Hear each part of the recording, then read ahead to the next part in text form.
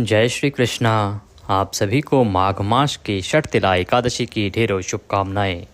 आज हम बात करेंगे एकादशी व्रत पारण की। ये जो एकादशी है इसका पूजा विधान भी अलग था और इसकी पारण विधि तो पूरी तरह से अलग है। इसीलिए जानना आवश्यक हो जाता है कि पारण कैसे करना है। आज आप सभी षटतिला एकादशी का व्रत कर रहे हैं। दिनांक 25 जनवरी 2025 शनिवार का दिन है। आज आप सभी ने सुबह उठकर व्रत का संकल्प किया होगा। संकल्प करके विधि विधान से पंचोपचार से पूजन किया होगा भगवान का, और उसके बाद कथा श्रवण की होगी और अब नियमों का पालन करते हुए दिन को व्यतीत करेंगे। तो अब हम बात करेंगे पारण की, कि एकादशी का जो पारण है वो कैसे करना है। देखिए, प्रत्येक एकादशी के पारण की विधि भिन्न होती है। उसमें कुछ ना कुछ भोग अलग लगता है, प्रक्रिया अलग होती है। इसीलिए आपको उस पर ध्यान देना चाहिए। तो पारण कैसे करना है, और षटतिला एकादशी जो ये है इसका तो विधान वैसे ही सबसे अधिक अलग है। तो इसके पारण की विधि आपको बताएंगे, कैसे आपको पारण करना है, कैसे आपको पूजा करनी है पारण वाले दिन पर, और भोग क्या लगाना है भगवान को, पारण के समय मंत्र क्या बोलना है भगवान का, और पारण के लिए शुभ मुहूर्त क्या रहेगा। साथ ही जो पारण के नियम है ना, कि पारण का समय निर्धारित कैसे होता है, उन नियमों के अनुसार क्या समय रहेगा, द्वादशी तिथि कब से कब तक रहेगी, हरिवासर का समय जो बहुत आवश्यक होता है जान लेना, कि हरिवासर का समय निकल गया है या नहीं, क्योंकि हरिवासर के समय के बाद ही व्रत खोला जाता है।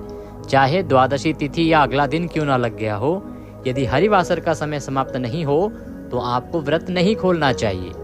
इसीलिए ये संपूर्ण जानकारी हम आपके लिए लेके आए हैं, और प्रत्येक एकादशी पर आपके लिए इसी प्रकार से जानकारी लाते हैं, जिससे कि किसी भी प्रकार की त्रुटि, कोई गलती आपसे जाने अनजाने में ना हो।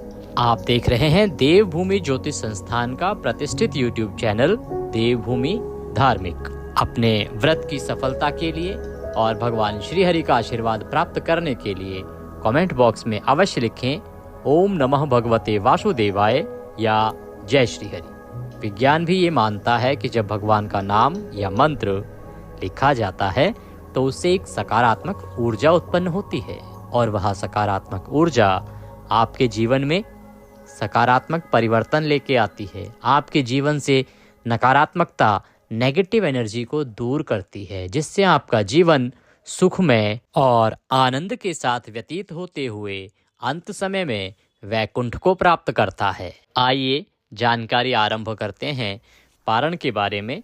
सबसे पहले बात करेंगे कि आपको पूजा कैसे करनी है, क्या विधि है, और भोग किस प्रकार से किस चीज का लगाना है।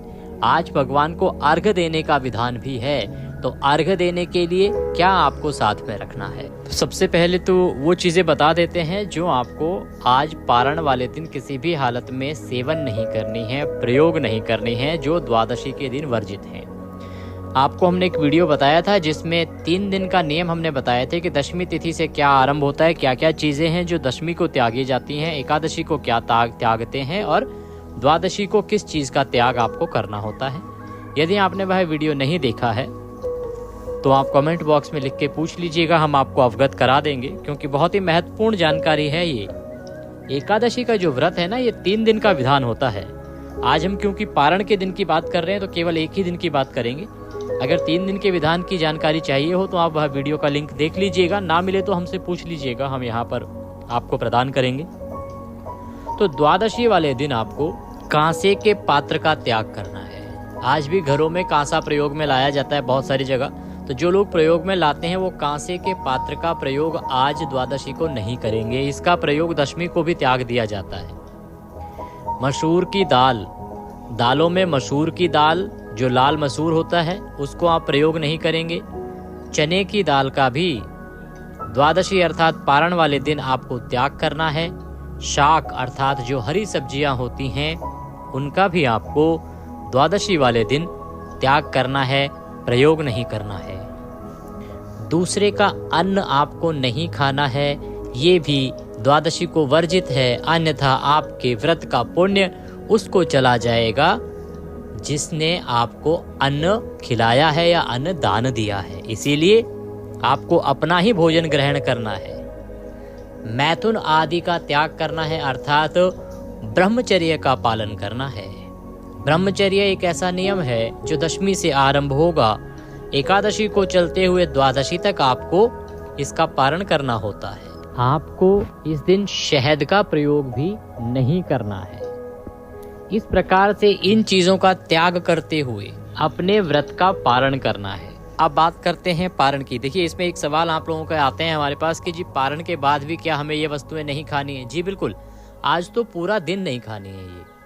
ये 3 दिन का विधान है ना, दशमी, एकादशी और द्वादशी। तो जिस दिन आप पारण कर रहे हैं, क्योंकि उस दिन सूर्य के मुख से द्वादशी होती है, तो इसीलिए द्वादशी मानी जाती है और उस दिन आपको इन नियमों का पालन करना होता है। इनमें से कुछ नियम ऐसे होते हैं जो अक्षम्य होते हैं, अर्थात जिनकी कोई क्षमा नहीं है, इसीलिए आपको इन नियमों का ध्यान रखना ही चाहिए। ब्रह्मचर्य हम हमेशा बताते आए हैं, आपको सदा बताते आए हैं। ब्रह्मचर्य एक ऐसा नियम है जिसका पालन आपको अवश्य रूप से करना ही होगा।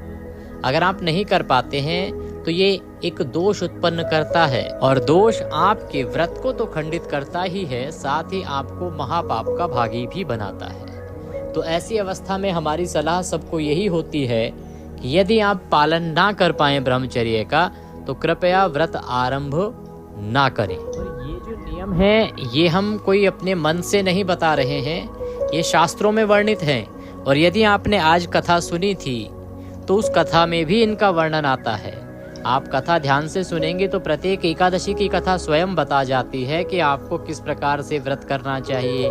कथा में वर्णन क्या आता है? भगवान स्वयं कहते हैं कि इस एकादशी का ये नाम है, ऐसे आपको व्रत करना चाहिए, ये विधि है, और इस व्यक्ति ने ये व्रत किया था तो उसे ये पुण्य फल प्राप्त हुआ। यही तो कथा होती है एकादशी की। प्रत्येक एकादशी पर जो नियम होते हैं उनकी जानकारी कथा में आती है। जिस प्रकार से व्रत करना चाहिए, पारण करना चाहिए, उसकी सूक्ष्म जानकारी आती है। हम क्योंकि पुराणों को पढ़ते हैं जहाँ एकादशी वर्णित है, तो वहाँ से आपको विस्तृत जानकारी आपके लिए लेके आते हैं। तो इस प्रकार से इन चीज़ों का त्याग करना है। अब हम आ जाते हैं सीधा पारण के दिन सुबह की पूजा पर। उसके बाद अन्य नियमों की जानकारी आपके साथ साझा करेंगे। तो पारण वाले दिन अर्थात 25 को व्रत कर रहे हैं, 26 जनवरी को पारण करेंगे। सुबह आपको सूर्य उदय से पहले किसी भी हालत में उठना है। नियम ब्रह्म मुहूर्त का है, परंतु इसमें कुछ 19-20 किया जा सकता है। आप सूर्य उदय से पहले लेकिन अवश्य उठ जाएं। उठने के बाद स्नान आदि करने के बाद स्वच्छ वस्त्र धारण करके जो आपका पूजा स्थल है, जहाँ पर आपने एकादशी का पूजन किया है, आसन लगा के बैठ जाएं। पूर्व या पश्चिम की ओर मुख करके बैठें तो सर्वोत्तम रहेगा। जो सामग्री आपको चाहिए पूजा के लिए वो आप एकत्र कर लीजिए। एक पात्र लीजिएगा, तांबे का या पीतल का लोटा, उसमें शुद्ध जल भरने से पहले थोड़ा गंगा जल डालिएगा, उसके बाद शुद्ध जल उसमें भर लीजिएगा। इसमें भी थोड़े से तिल डाल लीजिएगा, सफेद तिल। फूलों की माला भगवान को पहनाने के लिए, खुले फूल पुष्प अर्पित करने के लिए, भगवान की तस्वीर, प्रतिमा, अगर आपके पास प्रतिमा हो तो सबसे अच्छा रहेगा। 2 सुपारी लीजिएगा, 2 लौंग, 2 इलायची, 1 पान का पत्ता, 1 सुपारी तो अवश्य लीजिएगा। आप में से जो बहुत से हमारे दर्शक हैं जो प्रत्येक एकादशी पर हमारा वीडियो सुनते हैं, तो उन्हें पता होगा कि हम पान के पत्ते का उपाय बताते हैं, परंतु ये 1 सुपारी आपको अवश्य लेनी है। यदि उपाय नहीं भी करना है तो भी आपको 1 सुपारी चाहिए, क्योंकि आज की इस एकादशी पर एक विशेष अर्घ दिया जाता है, भगवान को विशेष अभिषेक कराया जाता है, इसके लिए सुपारी चाहिएगी। धूप, दीप और भोग लगाने के लिए खिचड़ी रखिएगा। नैवेद्य में अर्पित करने के लिए आप तिल की बनी कोई मिठाई रखिएगा, अन्यथा कोई फल रख लीजिएगा। ये सारी सामग्री एकत्र कर लीजिए। हो सकता है आपको सुनने में अधिक लग रही हो, लेकिन बहुत साधारण सामग्री है। ये सभी वस्तुएं आपके घर में उपलब्ध होती हैं। खिचड़ी हमने बोली है इसलिए क्योंकि पारण का जो भगवान को भोग लगता है ना, षटतिला एकादशी पर, उस पर खिचड़ी का बड़ा विधान है साहब। खिचड़ी का भोग आपको लगाना चाहिए भगवान को, ऐसा भगवान स्वयं कथा में भी वर्णित करते हैं। जब आपने व्रत किया है आज अर्थात 25 तारीख को, तो आपने भोग लगाना है किसका? तिल का, तिल से बनी हुई मिठाई का। पारण में आपने भोग लगाना है खिचड़ी का। ये सारी सामग्री एकत्र कर लीजिए, आसन लगा के बैठ जाइए। भगवान की स्थापना सबसे पहले, यदि आपने पहले नहीं कर रखी है, तो सबसे पहले भगवान की तस्वीर या प्रतिमा की स्थापना करेंगे। जिस स्थान पर आपने भगवान को रख के पूजन करना है ना, उस स्थान पर गंगा जल युक्त जल से पहले छींटे दीजिए। छींटे देने से उस स्थान का पवित्रीकरण हो जाएगा। छींटे किससे देने हैं?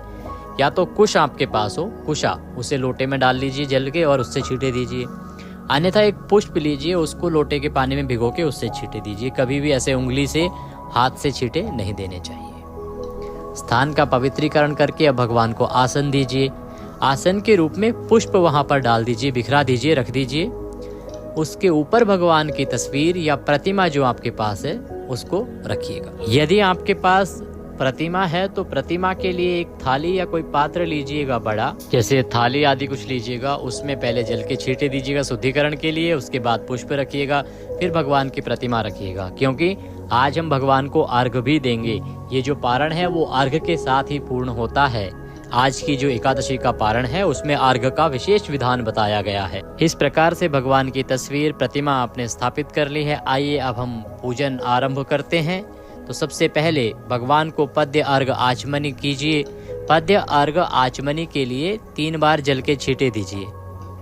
लोटे में जो जल है ना, शुद्ध जल जो हमने भरा था, उसमें गंगा जल भी है, उससे आप 3 बार छींटे दीजिए। पद्य अर्घ आचमनी कराइए भगवान को। भगवान को तिलक लगाइए। ओम तिलकम तिलकांते अक्षतम पांतु। अक्षत लगाइए। अक्षतम पुष्पाणि पांतु। पुष्पाणि पांतु। धूप दीप दर्शनम माल्यार्पणम। भगवान को फूलों की माला है तो माला पहनाइए। पुष्प अर्पित कीजिए। धूपम दीपम नैवेद्यम समर्पयामि। धूप जलाइए, धूप दिखाइए, घी का दिया जलाइए और दीप दिखाइए। नैवेद्य अर्पित कीजिए। नैवेद्य के रूप में आपके पास यदि कोई तिल से बनी मिठाई है तो वो चढ़ा सकते हैं भगवान को। फल है तो फल अर्पित कर दीजिए, नहीं तो आप मिश्री भी अर्पित कर सकते हैं। जलाचमनी समर्पयामि। जलाचमनी कराइए भगवान को। जल के एक बार पुनः छींटे दीजिए जलाचमनी। ये सब करते हुए यदि आपको कोई भी मंत्र आप ना बोल पा रहे हो तो केवल ओम नमो भगवते वासुदेवाय, ओम नमः भगवते वासुदेवाय मंत्र जप कीजिएगा। ये मंत्र आपके लिए सर्वोपरि रहेगा। इस प्रकार से आपने ये पंचोपचार पूजन करना है। अब भगवान को आप अर्घ देंगे। अर्घ देने के लिए आपके पास सुपारी होनी चाहिए। भगवान की आपके पास यदि प्रतिमा है तो उत्तम है। यदि प्रतिमा नहीं है, तस्वीर है, तो आप क्या करेंगे, तस्वीर सामने रखिएगा। एक कोई पात्र लीजिएगा। वो पात्र जैसे कोई बड़ा सा डोंगा, कटोरा आदि रख लीजिए। तो उससे क्या है कि हम भगवान को अर्घ देंगे। या तो आपके पास कोई प्रतिमा है तो हम अभिषेक कराएंगे, अभिषेक के रूप में अर्पित करेंगे, अन्यथा हम अर्घ देंगे। तस्वीर को आप सामने रखिएगा। तस्वीर के आगे एक डोंगा पात्र रख दीजिएगा। एक सुपारी लीजिएगा, वह जल में डाल दीजिएगा और उससे भगवान को ओम नमः भगवते वासुदेवाय मंत्र जपते हुए अर्घ दीजिएगा, जल अर्पित कीजिएगा। अर्घ के समय पेठा, नारियल आदि का विधान है। या आपके पास सुपारी है तो सर्वोत्तम है कि आप सुपारी से भगवान को अर्घ दीजिए। सुपारी सहित सुपारी उसमें डाल दीजिए और उससे भगवान को आप अर्घ दीजिए ओम नमः भगवते वासुदेवाय मंत्र जपते हुए। अर्घ देने के बाद भगवान को नमस्कार कीजिए। अब भगवान को आप भोग लगाएंगे। भोग की बात करें उससे पहले जो लोग मनोकामना पूर्ति उपाय करना चाहते हैं तो वो पान का पत्ता लीजिएगा, उसकी डंडी तोड़ दीजिएगा, उसमें 2 लौंग, 2 इलायची रखिएगा, 1 सुपारी रखिएगा, उसका बीड़ा बनाइएगा, ऊपर से बंद कर दीजिएगा लौंग से और 5 बार ओम नमः भगवते वासुदेवाय मंत्र जप कीजिएगा। दोनों हाथ जोड़ के बीड़ा हाथ में रखिएगा। अपनी जो कामना है ना वो भगवान को बोलिएगा कि प्रभु हमने इस कामना के निमित्त यह व्रत किया, पूजन किया, तो हमारी ये कामना है, इस कामना को पूरा कीजिए। ये परेशानी है इसका हरण कीजिए, ये दुख है इसको खत्म कीजिए। इस प्रकार से जो आपका निवेदन है वो करते हुए भगवान को वह पान का बीड़ा अर्पित कीजिएगा। यह एक अचूक उपाय के रूप में कार्य करता है। पान का बीड़ा जब भगवान को आप इस प्रकार से अर्पित करते हैं तो आपकी मनोकामनाएं पूरी होती हैं। ये हम मान्यताओं के आधार पर बता रहे हैं। पूजन समाप्त करके अब हमें भगवान को भोग लगाना है। भोग किस चीज़ का लगेगा? आज के दिन आप भोग लगाएंगे खिचड़ी का। खिचड़ी का भोग तो थाली सजाइए। थाली सजा के भगवान के सामने रखिए, उसमें तुलसी का पत्ता रखिए। तुलसी दल पहले से रख के नहीं ले जाना है। जब भगवान के सामने थाली रख दी है तब उसमें तुलसी दल रखना है। प्रेम पूर्वक पर्दा कर दीजिए। भगवान से भोजन के लिए, भोग लगाने के लिए निवेदन कीजिए। प्रेम से बुलाएंगे, भगवान अवश्य आएंगे और भोग लगाएंगे। प्रेम पूर्वक भोग लगाइए। भोग लगा के वह बाकी जो प्रसाद है उस प्रसाद में मिला दीजिए। थाली हटा लीजिए, भगवान को प्रणाम कीजिए। अब हमें करनी होती है पुष्पांजलि। ये जो 3 दिन की पूजा है ना, ये आज पूरी होगी। हमारी 3 दिन का जो विधान है आज पूरा होगा, तो हमें करनी होती है पुष्पांजलि। बहुत आवश्यक है किसी भी व्रत की सफलता या किसी भी पूजा की सफलता पुष्पांजलि में निहित होती है, इसलिए हमें पुष्पांजलि अवश्य ही करनी चाहिए। आइए पुष्पांजलि आरंभ करेंगे। अपने हाथों में पुष्प ले लीजिए, हाथ जोड़ के खड़े हो जाइए। हम मंत्र बोलते हैं, आप पीछे पीछे दोहराइएगा और भगवान से निवेदन कीजिएगा। मंत्रहीनम क्रियाहीनम भक्तिहीनम सुरेश्वर, यद पूजितम मया देवो परिपूर्णम तदस्तु मे, यदक्षर पदभ्रष्टम मात्राहीनम च यद्भवे तत्सर्वक्षम्यतां देवो प्रसीदाय परमेश्वरः। आवाहनं न जानामि विसर्जनं, पूजं चैवं न जानामि क्षम्यतां परमेश्वरी। हे प्रभु, न हम आपका आवाहन जानते हैं, न पूजन जानते हैं, न विसर्जन जानते हैं। अज्ञानी जीव हैं। जैसी बन पड़ी है वैसी सेवा इन 2 दिनों में आपके श्री चरणों की है। ये व्रत हमने किया है, पूजन हमने किया है, इसमें जाने अनजाने में कोई गलती, कोई त्रुटि, कोई भूल हमसे हो गई हो तो प्रभु उसे क्षमा कीजिएगा। आप दया सिंधु हैं, हम आपके दर के भिखारी हैं, हम आपके बालक नादान हैं। प्रभु, जैसी हमारी समझ है वैसी हमने पूजा आपकी की है। यदि कोई ऐसी गलती आपसे हुई हो जो आपकी नॉलेज में आ गई हो कि आपसे ऐसी कोई त्रुटि हो गई है, तो उसके लिए भी अब आप यहाँ पर क्षमा याचना करेंगे कि प्रभु, हमें ज्ञात नहीं था और मुझसे ये गलती इस व्रत में हो गई है, इसके लिए मैं बारंबार आपसे क्षमा प्रार्थी हूँ। आगे से ऐसी गलती नहीं करूँगी या नहीं करूँगा। मेरी इन गलतियों को क्षमा करते हुए दया का आशीर्वाद प्रदान कीजिए। इसके निमित्त आपको अर्पित करने के लिए हमारे पास कुछ नहीं है, तन मन धन सब आप ही का है। हमारे पास क्या है?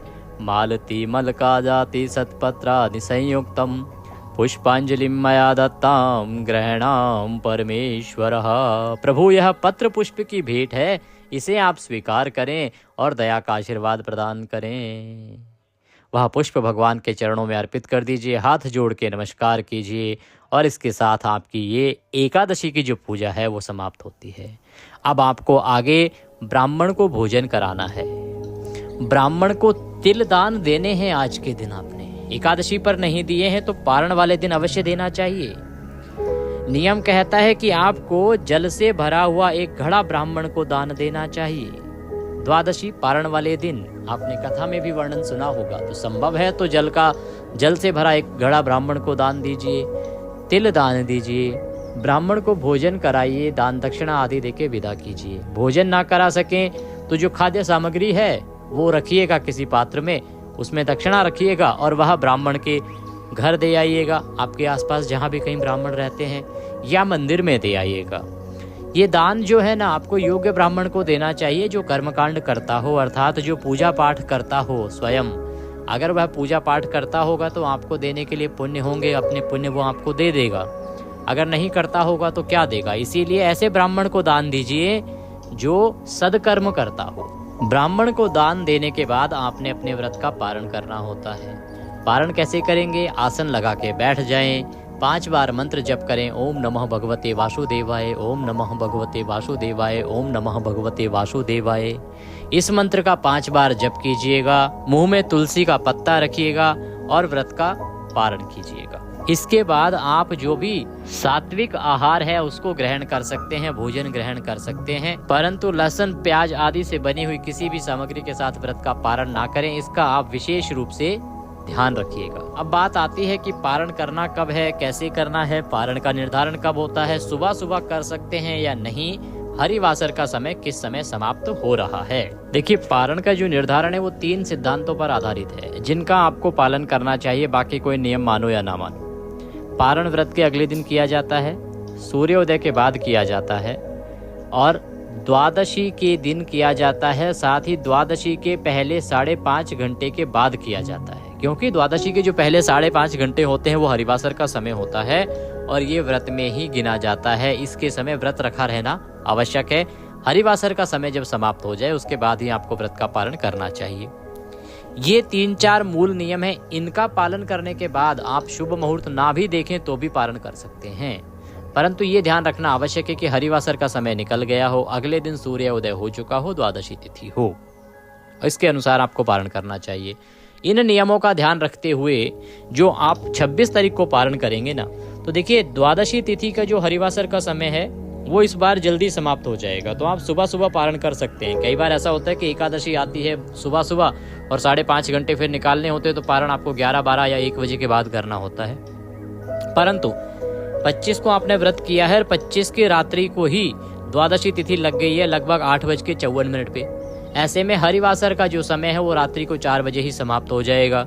तो आप सुबह सूर्योदय के साथ शुभ मुहूर्त आरंभ हो रहा है 7:12 से और 9:21। इस समय में आप पारण करें, बहुत उत्तम समय है। आप व्रत खोलिएगा। विधि आपको हमने बता दी है। कुछ और जानना चाहते हैं तो कमेंट बॉक्स में लिख के पूछ लीजिएगा। तिल के 6 प्रयोग बहुत आवश्यक हैं। वीडियो हमने बना के डाला था, अगर आपको नहीं मिला है तो कृपया पूछ लीजिएगा, वो आवश्यक है। आपने व्रत किया है तो तिल के 6 प्रयोग अवश्य करें, उसके लिए वीडियो देख लीजिएगा। नहीं देख पाए हैं तो कमेंट बॉक्स में लिख के पूछ लीजिएगा, हम अवश्य आपको उसका लिंक प्रदान कर देंगे। चैनल पर नए हैं तो चैनल को सब्सक्राइब कर लीजिए, जिससे कि सभी सही जानकारियां आपको समय से मिलती रहें। क्योंकि ये ज्योतिष संस्थान का चैनल है, इस पर जो जानकारी दी जाती है वो पुख्ता होती है, सही होती है, प्रमाणित होती है। मनगढ़ंत हम यहाँ कुछ नहीं बताते हैं। जो धर्मशास्त्र कहता है, जो हमारे पुराण कहते हैं या पंचांग बताता है, वही हम आपको यहाँ बताते हैं। तो सही जानकारियां प्राप्त करने के लिए चैनल को सब्सक्राइब करें और बेल आइकन के निशान को अवश्य ही दबा दें। वीडियो को कृपया थोड़ा सा भी पसंद आया हो तो लाइक अवश्य कर दीजिएगा। आपका एक लाइक हमारे लिए बहुत महत्वपूर्ण होता है और सभी के लिए उपयोगी वीडियो है। अधिक से अधिक लोगों तक इसको शेयर कीजिए, साझा कीजिए। भगवान सब पर कृपा करें। जय श्री कृष्ण।